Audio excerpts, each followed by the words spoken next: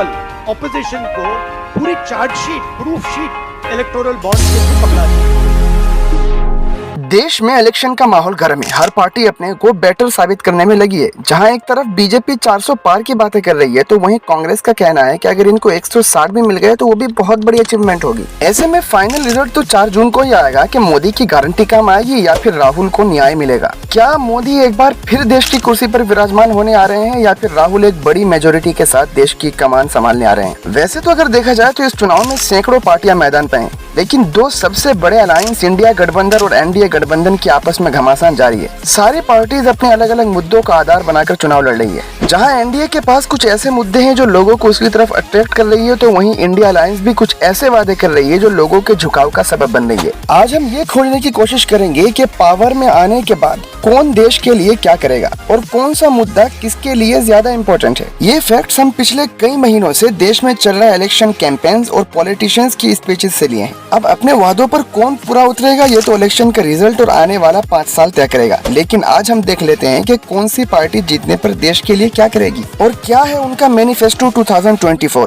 इस लिस्ट में हम 3 बड़े नेता नरेंद्र मोदी, राहुल गांधी और अरविंद केजरीवाल को सामने रखकर बात करेंगे। सबसे पहले आ जाते हैं नरेंद्र मोदी, यानी कि मोदी जी अगर फिर से वापस आते हैं तो वो देश के लिए क्या क्या करेंगे। पिछले 10 सालों में जहां बीजेपी ने 370 और राम मंदिर जैसे अपने वादों को पूरा किया है, तो वहीं 2024 इलेक्शन में वो कुछ नए वादों के साथ मैदान पर आ गई है। इनका सबसे बड़ा प्रॉमिस है यूसीसी, यानी कि यूनिफॉर्म सिविल कोड, यानी कि रिलीजन के बेस पर किसी भी धर्म या जाति के लिए उनके पर्सनल लॉज अलग नहीं होंगे, बल्कि सबको एक ही कानून के अंडर रहकर रहना होगा। यानी सिविल लॉज में भी सब बराबर के शरीक होंगे, जिसमें शादी की उम्र, तलाक और एडॉप्शन जैसी चीजें शामिल है। दूसरा वादा बीजेपी का है ओलंपिक 2036 को भारत में होस्ट करना, और ये भारत की स्पोर्टिंग हिस्ट्री में सबसे बड़ा इवेंट हो सकता है, इसलिए कि दुनिया में 3 सबसे बड़े स्पोर्ट इवेंट होते हैं, जिनमें सबसे पहले नंबर पर आता है FIFA world cup, second number पर समर ओलंपिक और थर्ड नंबर पर क्रिकेट हमने हाल ही में होस्ट कर लिया। फीफा के लिए हमें अभी और टाइम लगेगा। अब बचता है समर ओलंपिक, जिसको बहुत ही जल्द अगर बीजेपी पावर में आती है तो वो भी पूरी कर देगी।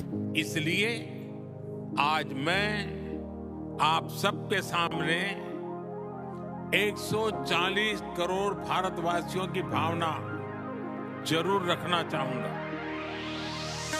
भारत अपनी धरती पर ओलंपिक्स का आयोजन करने के लिए बहुत उत्साहित है। तीसरे नंबर पर है प्रधानमंत्री गरीब कल्याण योजना, जिसके तहत 80 करोड़ लोगों को फ्री राशन मिलता है और इसे और 5 साल के लिए बढ़ा दिया जाएगा। इसके अलावा बीजेपी 1 नेशन 1 इलेक्शन इम्प्लीमेंट करने की भी बात करती है, जिसका मतलब है देश के सारे इलेक्शन, लोकसभा विधानसभा के चुनाव एक साथ होंगे, जैसा कि आजादी के बाद कुछ सालों तक होता रहा, लेकिन बाद में सरकार गिरने की वजह से ये सिलसिला टूटता गया। बीजेपी का कहना है कि इसे लागू करने की वजह से करोड़ों रुपए की बचत हो सकती है। साथ ही पूरे देश में गरीब फैमिली को फ्री बिजली भी प्रोवाइड कराई जाएगी। इसके अलावा बीजेपी का 5वां वादा है CAA, यानी सिटीजनशिप अमेंडमेंट एक्ट को लाया जाएगा, जिसके तहत पाकिस्तान, अफगानिस्तान और बांग्लादेश के माइनॉरिटीज को इंडियन सिटीजनशिप दी जाएगी। 2024 में बीजेपी अगर फिर से पावर में आती है तो अपने 3rd टर्म में इंडिया को 3rd largest economy in the world भी बनाने के लिए वो कोशिश करेगी। वहीं भारत में बुलेट ट्रेन भी चलाया जाएगा। अब देख लेते हैं राहुल गांधी अगर PM बनते हैं तो देश के लिए वो क्या करेंगे। सबसे पहला उनका वादा है हर गरीब फैमिली को साल के 1 लाख रुपए उसके खाते में दिए जाएंगे, यानी कि हर फैमिली को एटलीस्ट 8,000 रुपए मंथली दी जाएगी। राहुल गांधी ने अपने भाषण में ये भी कहा था कि अगर हम पोजीशन पर आते हैं तो गब्बर सिंह टैक्स को हटा देंगे और उसको सच्ची GST बना देंगे, यानी एक ही सिंपल टैक्स होगा और हर प्रोडक्ट के लिए सेम GST होगा।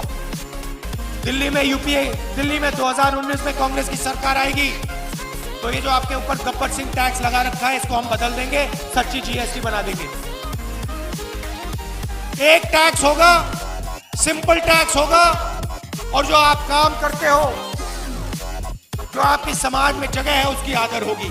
इसके अलावा एक ऐसा कानून लाया जाएगा जो हर ग्रेजुएट और डिप्लोमा होल्डर को मंथली 26,000 रुपए देगा। सभी गवर्नमेंट जॉब में महिलाओं के लिए 50% रिजर्वेशन रखा जाएगा। इसी के साथ जम्मू एंड कश्मीर को फुल स्टेटहुड का दर्जा दिया जाएगा, जिसे 31 अक्टूबर 2019 को यूनियन टेरिटरी में कन्वर्ट कर दिया गया था। और अगस्त 2019 को इंडियन पार्लियामेंट में आर्टिकल 370 पर एक रेजोल्यूशन भी पास कर दिया गया था। कांग्रेस अगर पावर में आती है तो वापस उसको स्टेटहुड का दर्जा दे देगा। अब देख लेते हैं अरविंद केजरीवाल अगर PM बनते हैं तो देश में में अगले 5 सालों में क्या क्या होगा। पहली गारंटी उनकी है कि देश में कहीं भी पावर कट नहीं लगेंगे, यानी सारे इंडियंस के घरों में 24 घंटे बिजली रहेगी। किसी को सोलर या इन्वर्टर की जरूरत ही नहीं पड़ेगी। हर गाँव में गवर्नमेंट स्कूल बनाई जाएगी, जहाँ प्राइवेट स्कूलों से भी बेटर एजुकेशन प्रोवाइड कराई जाएगी और ये एजुकेशन बिल्कुल फ्री होगी। देश के हर छोटे बड़े गाँव में क्लिनिक और हर सिटी या टाउन में मल्टी स्पेशलिटी हॉस्पिटल बनाया जाएगा, जहाँ मुफ्त इलाज किया जाएगा, वो भी माहिर डॉक्टर्स की निगरानी में। दिल्ली को फुल स्टेटहुड का दर्जा दिया जाएगा। देश के हर घर में मुफ्त बिजली दी जाएगी,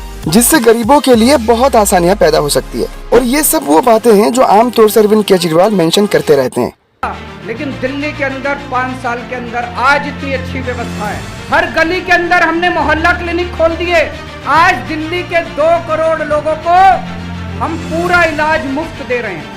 आपके घर में कोई छोटी बीमारी हो, बड़ी बीमारी हो, आपका अगर 70 लाख, 80 लाख, 90 लाख रुपए का भी खर्चा आएगा, आपको चिंता करने की जरूरत नहीं है। दिल्ली सरकार आपका इलाज फ्री में। अब 4 जून को देखना होगा कि कौन सी पार्टी पावर में आती है और देश के लिए कौन क्या करती है।